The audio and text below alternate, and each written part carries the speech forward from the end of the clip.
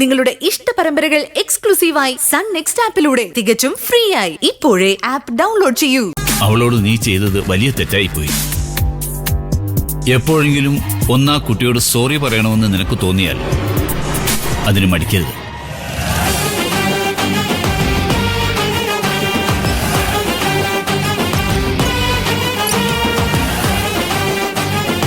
പിന്നെ സോറി, ജീവിതത്തിൽ ഒരാളോട് ഞാൻ സോറി പറയില്ല.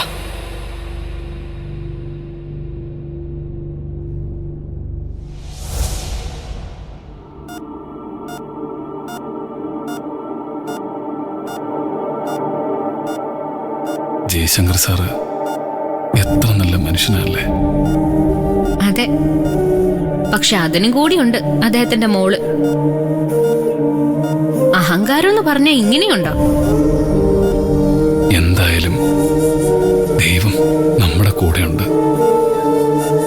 അതുകൊണ്ടല്ലേ ജയശങ്കർ സാറ് ആ പണം വാങ്ങാതിരുന്നത്. അച്ഛനോട് ബാങ്കിൽ പോയി ഇതുവരെയുള്ള കുടിശ്ശികയെല്ലാം ഒരുമിച്ച് അടയ്ക്കാൻ ഞാൻ പറഞ്ഞിട്ടുണ്ട്. ഇതിൽ നിന്ന് കുറച്ച് പണം കൂടി അടയ്ക്കണം. അപ്പോ കുറച്ചു നാളത്തേക്ക് ഒരു സമാധാനം കിട്ടുമല്ലോ. നീ വല്ലാതെ ക്ഷീണിച്ചു. ഞാനോ? കൊള്ളാം. സുധിയേട്ടൻ മാത്രമേ ഇങ്ങനെ പറയൂ. ശരീരം കൊണ്ട് ക്ഷീണിക്കുന്നതിന്റെ കാര്യമല്ല ഞാൻ പറഞ്ഞത്, നിന്റെ മനസ്സിന്റെ കാര്യമാ. എന്റെ മനസ്സിന്റെ കാര്യമല്ലേ? അത് എനിക്കെല്ലാം അറിയൂ. അല്ല, അതിപ്പോ മറ്റാരെക്കാളും കൂടുതൽ അറിയാവുന്നത് എനിക്കാ. എന്റെ കുടുംബത്തിന് വേണ്ടിയും എന്റെ ആഗ്രഹങ്ങൾക്ക് വേണ്ടിയും നീ ഇങ്ങനെ ഓടിത്തളരുന്നത് കാണുമ്പോ സഹിക്കുന്നില്ല. ഞാൻ പിന്നെ ആരുടെ ആഗ്രഹങ്ങൾക്ക് വേണ്ടി ഓടണം? അയലത്തെ ചേട്ടന്മാരുടെയോ? ഒന്ന് പോ സുധിയേട്ടാ. ഞാൻ ഓടുന്നത് സുധിയേട്ടന്റെ ആഗ്രഹങ്ങൾക്ക് വേണ്ടി മാത്രല്ല, നമ്മുടെ ആഗ്രഹങ്ങൾക്ക് വേണ്ടിയാ. അങ്ങനെ ചിന്തിച്ചൂടെ? സുധിയേട്ടന്റെ സ്വപ്നങ്ങൾക്ക് വേണ്ടി അല്ലെങ്കിൽ പിന്നെ എനിക്ക് ഈ ജീവിതം എന്തിനാ? ഇനി ഇതിന്റെ പേരിൽ കണ്ണ് നിറക്കില്ലേ സുരിമോനെ? ഞാൻ പറഞ്ഞില്ലെന്ന് വേണ്ട. ആ സ്കൂളിലെ ജോലി കിട്ടുമെന്ന് ഞാനൊന്ന് നോക്കട്ടെ.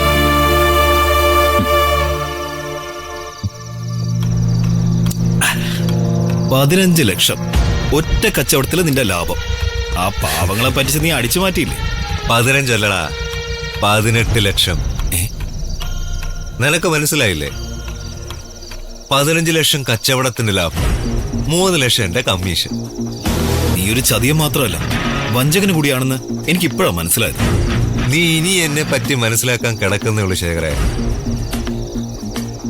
പണമേറിയാതെ എനിക്ക് ലാഭം കിട്ടണം, അല്ലാത്ത ഒരു ബിസിനസ്സും എനിക്ക് വേണ്ട. ഇതാണ് മോനെ എന്റെ പോളിസി. കച്ചവടത്തിൽ ലാഭവും നഷ്ടവും ഒക്കെ ഉണ്ടാവും, എന്നാലും ഒരു നേര് നിറയൊക്കെ വേണം. നീ ബിസിനസ് ചെയ്ത് 15 ലക്ഷം രൂപ ലാഭം നീ എടുത്തു, അത് ഓക്കെ. പക്ഷേ ആ 3 ലക്ഷം രൂപ കമ്മീഷൻ, അതൊരു വല്ലാത്ത ചതിയായി പോയി. ഒരു ചതിയില്ലടാ എടാ, പണം മാത്രമാണ് ഈ ലോകത്തിലെ സത്യം എന്ന് നിനക്ക് ഇപ്പൊ തോന്നും.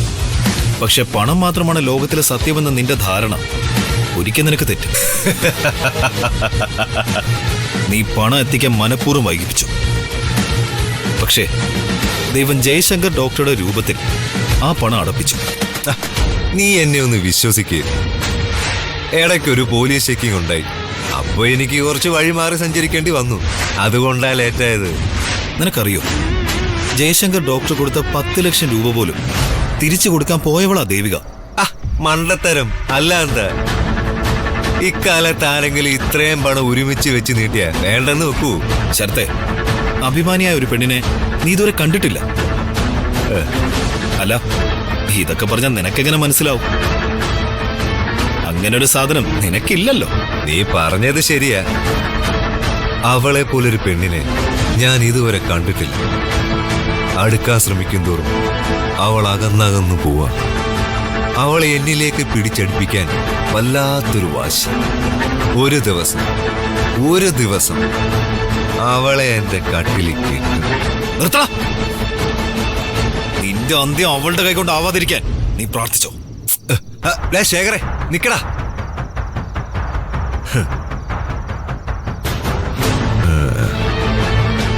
ദേവിക, നീ എന്നെ നല്ലതുപോലെ അറിയും. ഞാൻ അറിയിക്കും.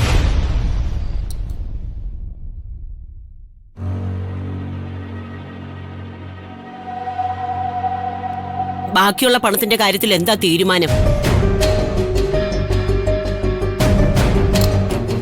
ഇതെന്താ എല്ലാരും കൂടെ കുന്തം വിഴിഞ്ഞ പോലെ എന്നെ നോക്കുന്നേ? ഞാൻ ചോദിച്ചത് കേട്ടില്ലേ? അമ്മേ, ആദ്യം സുധി സുഖമായിട്ടൊന്ന് വന്നോട്ടെ, എന്നിട്ട് തീരുമാനിക്കാം ബാക്കി കാര്യങ്ങൾ. അതുവരെയൊന്നും ബാങ്കുകാർ കേൾക്കത്തില്ല. ബാക്കിയുള്ള പണം ബാങ്കിൽ അടച്ച് കടം തീർക്കുന്നതാ നല്ലത്. അതിന് ഹോസ്പിറ്റലിലെ കാര്യങ്ങൾ തീർന്നില്ലല്ലോ. ആദ്യം ഹോസ്പിറ്റലിലെ ചെലവുകൾ കഴിയട്ടെ. കാശ് ഇഷ്ടം പോലെ കയ്യിലുണ്ടല്ലോ. ആ ഡോക്ടർക്ക് തിരിച്ചു കൊടുക്കാൻ കൊണ്ടുപോയ 10 ലക്ഷം അങ്ങേര് വാങ്ങിയില്ല. അത് ലാഭമായില്ലേ? അതുകൊണ്ടേ എത്രയും വേഗം ആ പണം ബാങ്കിൽ അടപ്പിക്കണം. ദേവികയോട് ഞാനത് പറയത്തില്ല. അമ്മേ, ദേവികയുടെ വീട് വിറ്റ പണോ അതെന്ത് ചെയ്യണമെന്ന് അവള് തീരുമാനിക്കട്ടെ. മുത്തശ്ശി പറഞ്ഞതാ ശരി. ഡോക്ടർ ആ 10 ലക്ഷം വാങ്ങാത്ത സ്ഥിതിക്ക് ആ പണമെങ്കിലും ബാങ്കിൽ അടച്ചൂടെ? നീ ഇതിനകത്ത് അഭിപ്രായം പറയാൻ നിൽക്കണ്ട. പണം ദേവികയുടേതാ. ആരുടെ പണമായാലും ബാങ്കുകാർ സ്വീകരിക്കും. ആശുപത്രിയിൽ നിന്ന് സുഖമായിട്ട് വന്ന ദേവികയും സുധിയും പുതിയ വീട്ടിൽ താമസിപ്പിക്കും. ആരും അവരെ ശല്യപ്പെടുത്താൻ പോകരുത്. അവരുടെ മാത്രം ലോകത്തില് അവർ സന്തോഷമായിട്ട് ജീവിച്ചോട്ടെ. നമുക്ക് ദൂരെ നിന്ന് അവരുടെ സന്തോഷം കാണാം. അത് മതി. അപ്പോ കാര്യങ്ങളൊക്കെ നിങ്ങളങ്ങ് തീരുമാനിച്ചു കഴിഞ്ഞല്ലേ? അമ്മേ, അവന്റെ എല്ലാ ദോഷങ്ങളും ഇതോടെ തീർന്നെന്ന് കരുതിയാൽ മതി. ഇനി അവരുടെ ജീവിതത്തിൽ ഒരു കുഴപ്പം ഉണ്ടാകത്തില്ല. ദൈവങ്ങൾക്കൊക്കെ ഇപ്പോ അവരോടുള്ള ദേഷ്യം തീർന്നു. അങ്ങനെ ദൈവങ്ങൾ ആരെങ്കിലും നിങ്ങളോട് വന്ന് പറഞ്ഞായിരുന്നോ? ആരും അഡ്വാൻസ് ആയിട്ട് കാര്യങ്ങളൊന്നും തീരുമാനിക്കണ്ട. ആദ്യം ബാങ്കിലെ പണം അടപ്പിക്കാൻ നോക്ക്. മനോഹരേട്ടൻ പറഞ്ഞതാ ശരി. അവരുടെ ജീവിതം അവർക്ക് വിട്ടുകൊടുത്തേക്കും. അതെ, നിങ്ങൾ മാത്രം തീരുമാനിച്ച പോരാ, അത് ദൈവങ്ങളും കൂടി തീരുമാനിക്കണം. ദോഷങ്ങളൊന്നും അങ്ങനെ പെട്ടെന്ന് മാറുന്നൊന്നുമല്ല. അപ്പോ സുധി രക്ഷപ്പെടരുതെന്നാണോ അമ്മ ആഗ്രഹിക്കുന്നത്? അവനൊരു ജീവിതം വേണ്ടെന്നാണ് അമ്മ പറയുന്നേ. ഓരോ നിമിഷവും അവന് വേണ്ടി മാത്രം കാത്തിരിക്കുന്ന ഒരു പെണ്ണുണ്ട്. അത് മറക്കരുത്. അതിന് ഞാൻ എന്തോ പറഞ്ഞു നടി? ഇത്രയും പ്രായമായില്ലേ അമ്മേ? ഇനിയെങ്കിലും മുന വെച്ചുള്ള ഈ വർത്തമാനം ഒന്ന് നിർത്തിക്കൂടെ?